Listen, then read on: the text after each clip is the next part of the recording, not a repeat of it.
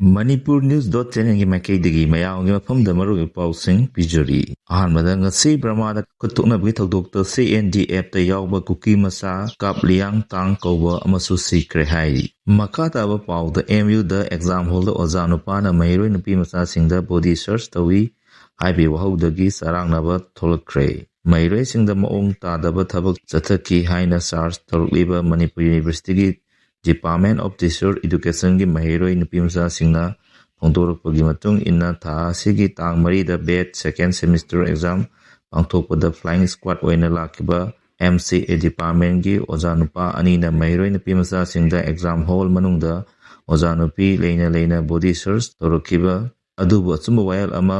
pangthoktabadagi khongjang changsanbani tigatlaga suspend natraga termination togodabani haiki MU gi authority gi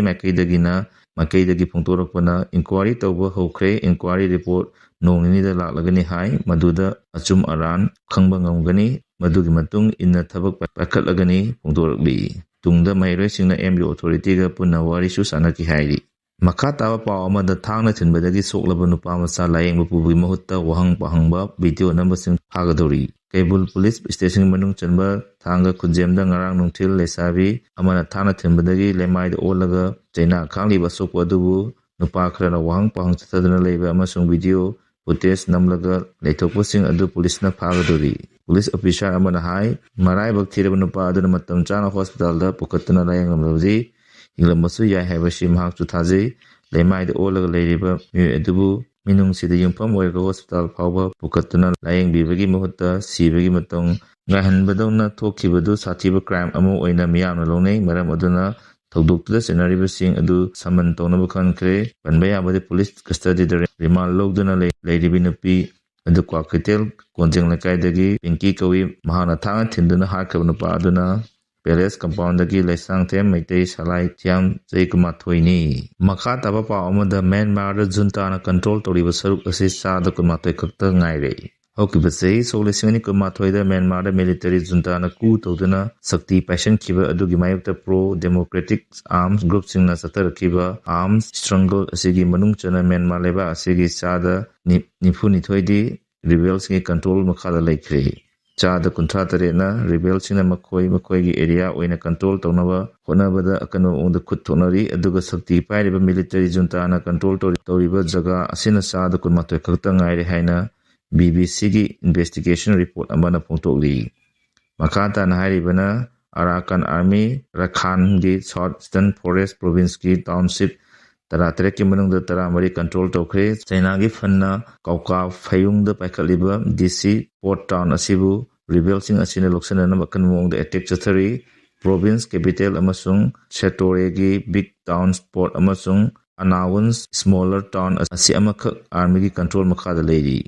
nomo gi oina ethnic arms group sina Myanmar army na pasilamba jaga kaya leptana pasilagli Arakan army na Chin State ki Peletawa gi yamna marueba River Road Junction town asi control tosankre Kachin Independent Army na Chipare amasung Pawa asi control tosanduna supply line paishankre masina maram oiraga China gi Rare Art Company sing stock market sound amangba kairakadra haibagi akiba kaya leire hairi khunja singda kian khanbaga loina imungda changlaptuna potchai munana honanaba miyoi mari khunja singna phari lenga kasu chanariba laluk amagi lanmi yauna miyoi mari Kangpokpi district manung chanba Thonglang atongba Naga village da chalaktuna imung amagi miyoi singda kian khanba loina potchai amadi mobile phone sim munaba honaramba miyoi mari mafam adugi khunja singna phare hairi haiba thodo asingara nutil pung 2:30 ta matamda thokibani paw asina hai pharba miyoi sing adugi manungda KRA U amaga UPF KNF ki lanmi yauri pharba sing adudi Khang village dagi Thangol Lands Tawzem apokwa Selung Jopijang village dagi Lamlang Gipken apokwa Anal mahaki Manau Napa Saminthang apokwa Henchat kawi hairi Thangol Lands Toksem hai miyoi asi KRAU gi lanmini aduga Lamang Gipken jina sus anariba UPF KLF ki lanmini hairi makata faw amada Russia gi sahi nauribi nepi singna angang ama bokpada lupa lakh ama piragani haina lauthokre sahi hena Ukraine gi lan sonaduna lakhiba asina maram oiraga miyoi lakh kaya sikhiba loina migi masing kamten hanthabagi awaba mai unariba Russia da ꯆꯍꯤ ꯅꯧꯔꯤꯕ ꯅꯨꯄꯤ ꯃꯆꯥꯅ ꯑꯉꯥꯡ ꯑꯃ ꯄꯣꯛꯄꯗ ꯂꯨꯄꯥ ꯂꯥꯈ ꯑꯃꯃꯝ ꯄꯤꯔꯒꯅꯤ ꯍꯥꯏꯅ ꯚ꯭ꯂꯥꯗꯤꯃꯤꯔ ꯄꯨꯇꯤꯟꯒꯤ ꯂꯩꯉꯥꯛꯅ ꯂꯥꯎꯊꯣꯛꯈ꯭ꯔꯦ ꯍꯥꯏꯅ ꯔꯤꯄꯣꯔꯠ ꯑꯃꯅ ꯐꯣꯡꯗꯣꯔꯛꯂꯤ꯫ ꯅꯤꯡꯁꯤꯡꯕ ꯌꯥꯕꯗꯤ ꯍꯧꯈꯤꯕ ꯊꯥ ꯑꯁꯤꯒꯤ ꯃꯃꯥꯡꯗ ꯄꯨꯇꯤꯟ ꯒꯚꯔꯟꯃꯦꯟꯠꯅ ꯆꯍꯤ 53ꯒꯤ ꯃꯊꯛꯇ ꯂꯩꯕꯤ ꯅꯨꯄꯤꯁꯤꯡꯅ ꯑꯉꯥꯡ ꯄꯣꯛꯂꯛꯄꯗ ꯁꯦꯜꯒꯤ ꯃꯇꯦꯡ ꯌꯥꯎꯅ ꯒꯚꯔꯟꯃꯦꯟꯠꯀꯤ ꯈꯨꯗꯣꯡꯆꯥꯕ ꯀꯌꯥ ꯐꯪꯍꯟꯒꯅꯤ ꯍꯥꯏꯅ ꯂꯥꯎꯊꯣꯛꯈꯤꯕꯅꯤ꯫ ꯑꯗꯨꯕꯨ ꯍꯟꯗꯛꯀꯤ ꯑꯅꯧꯕ ꯂꯩꯉꯥꯛꯀꯤ ꯊꯧꯔꯥꯡ ꯊꯧꯁꯤꯜ ꯑꯁꯤꯒꯤ ꯃꯅꯨꯡ ꯆꯟꯅ ꯆꯍꯤ 53ꯒꯤ ꯃꯈꯥꯗ ꯂꯩꯕꯤ ꯅꯨꯄꯤꯁꯤꯡꯅ ꯑꯉꯥꯡ ꯑꯃ ꯄꯣꯛꯄꯗ ꯂꯨꯄꯥ ꯂꯥꯈ ꯑꯃ ꯄꯤꯔꯒꯅꯤ ꯍꯥꯏꯅ ꯂꯥꯎꯊꯣꯔꯛꯈꯤꯕꯅꯤ꯫ ꯁꯣꯛ 2019ꯒꯤ ꯔꯤꯄꯣꯔꯠ ꯑꯃꯒꯤ ꯃꯇꯨꯡ ꯏꯟꯅ ꯔꯁꯤꯌꯥꯗ ꯍꯥꯟꯅ ꯂꯩꯔꯝꯕ ꯑꯉꯥꯡ ꯄꯣꯛꯄꯒꯤ ꯔꯦꯁꯤꯑꯣꯗꯒꯤ ꯈꯝ ꯊꯦꯡꯅ ꯍꯟꯊꯈꯤꯕꯅꯤ꯫ ꯆꯥꯗ 2.05 ꯑꯣꯏꯒꯗꯕ ꯑꯗꯨ ꯁꯣꯛ 2019ꯗ ꯁꯨꯞꯅꯇꯒꯤ ꯔꯦꯁꯤꯑꯣ ꯑꯁꯤ 1.41ꯗ ꯍꯟꯊꯔꯛꯈꯤꯕꯅꯤ ꯍꯥꯏꯔꯤ꯫ ꯃꯔꯝ ꯑꯗꯨꯅ ꯔꯁꯤꯌꯥꯒꯤ ꯒꯚꯔꯟꯃꯦꯟꯠꯅ ꯂꯩꯕꯥꯛ ꯑꯁꯤꯗ ꯃꯤꯒꯤ ꯃꯁꯤꯡ ꯍꯟꯊꯔꯛꯂꯤꯕ ꯑꯃꯗꯤ ꯂꯥꯟꯅ ꯃꯔꯝ ꯑꯣꯏꯔꯒ ꯃꯤꯑꯣꯏ ꯂꯥꯈ ꯀꯌꯥ ꯁꯤꯈꯤꯕꯗꯒꯤ ꯃꯥꯌꯣꯛꯅꯔꯤꯕ ꯑꯋꯥꯕ ꯑꯁꯤꯗꯒꯤ ꯉꯥꯛꯊꯣꯛꯄ ꯉꯝꯅꯕ ꯊꯧꯔꯥꯡꯁꯤꯡ ꯑꯁꯤ ꯂꯧꯈꯠꯂꯛꯄꯅꯤ ꯍꯥꯏꯔꯤ꯫ ꯄꯟꯕ ꯌꯥꯕꯗꯤ ꯔꯁꯤꯌꯥ ꯍꯥꯏꯔꯤꯕ ꯂꯩꯕꯥꯛ ꯑꯁꯤ ꯃꯥꯂꯦꯝꯒꯤ ꯈ꯭ꯋꯥꯏꯗꯒꯤ ꯆꯥꯎꯕ ꯂꯩꯕꯥꯛ 7 ꯁꯨꯕꯗ ꯂꯩꯔꯤꯕꯅꯤ꯫ ꯑꯗꯨꯕꯨ